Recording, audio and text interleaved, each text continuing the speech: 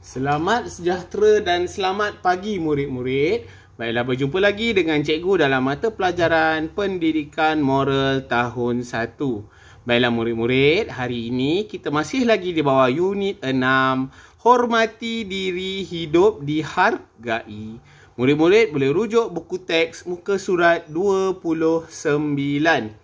Okey, ini yang semalam kita pelajari murid-murid. Kita dah tengok ketiga-tiga situasi ini, yang mana situasi ini menunjukkan murid-murid ini menghormati diri yang menyebabkan hidup dia menjadi bahagia.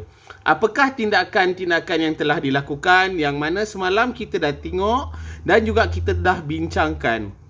Untuk hari ini, kita akan bincangkan tentang perasaan kamu apabila menghormati diri sendiri. Apakah perasaan kamu apabila melakukan aktiviti, apabila berhadapan dengan situasi-situasi yang telah kita bincangkan. Okey, baiklah, ni situasi yang pertama semalam, yang mana murid ini hendak pulang ke rumah tetapi diajak oleh rakannya untuk pergi ke taman permainan.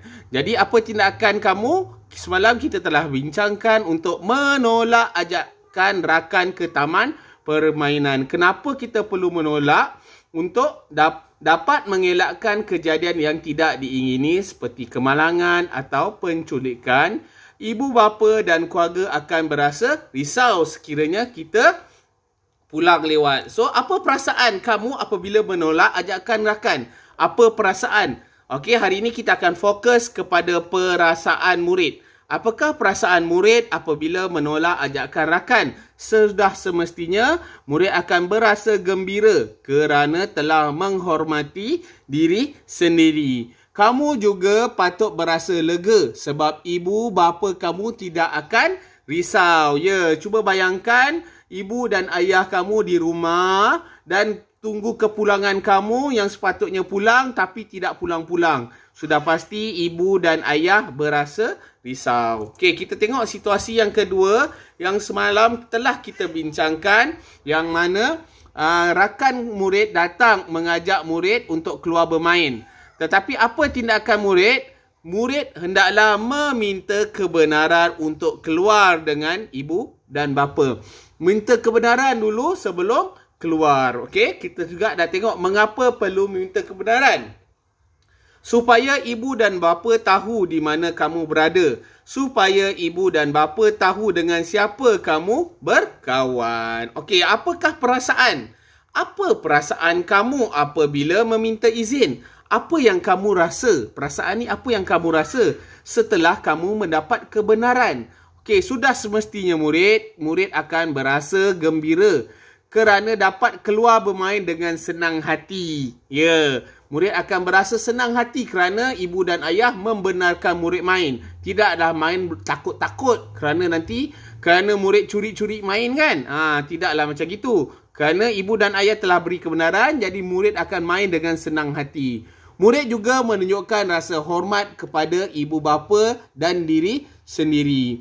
Ibu bapa juga tidak akan marah dengan tindakan kamu meminta izin. Okey, hormat kepada ayah, minta kebenaran dulu sebelum keluar. So, hormat kepada ibu dan ayah, minta kebenaran, dan ibu dan ayah tidak akan menghalang dan marah kamu. Jangan takut ya murid. Okey, seterusnya situasi ketiga, apa dia? Situasi ketiga ialah apabila kamu mengantuk semasa guru sedang mengajar. Apakah tindakan kamu? Ya, semalam kita dah bincangkan, iaitu meminta kebenaran untuk membasuh muka atau meminum air supaya lebih segar. Mengapa perlu kelihatan segar? Supaya mendapat memberi perhatian terhadap sesi pembelajaran, supaya tidak ketinggalan dalam segala maklumat yang disampaikan. Baiklah, apakah perasaan murid tidak tertidur di dalam kelas? Okey, apa perasaan murid sekiranya murid tidak tertidur di dalam kelas?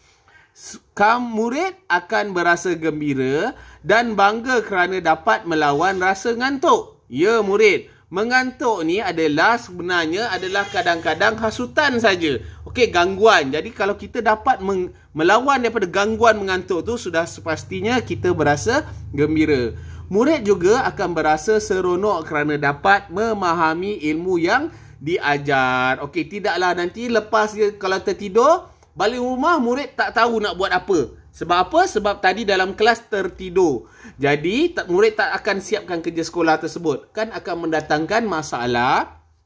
Okey, dan akhir sekali, perbuatan tidur di dalam kelas adalah perbuatan yang tidak baik dan tidak menghormati diri sendiri. Ya, murid tidak menghormati diri sendiri sekiranya murid tidur di dalam kelas. Murid sudah pastinya tidak akan mendapat ilmu yang disampaikan oleh guru. Baiklah murid, so hari ini kita dah tengok apakah perasaan murid apabila murid mengikuti tingkah laku yang hormat diri apabila berhadapan dengan situasi-situasi seperti yang telah dibincangkan. Boleh murid? Okey, jangan lupa jawab soalan cikgu di bawah. Jaga diri, jaga kesihatan. Jumpa lagi murid.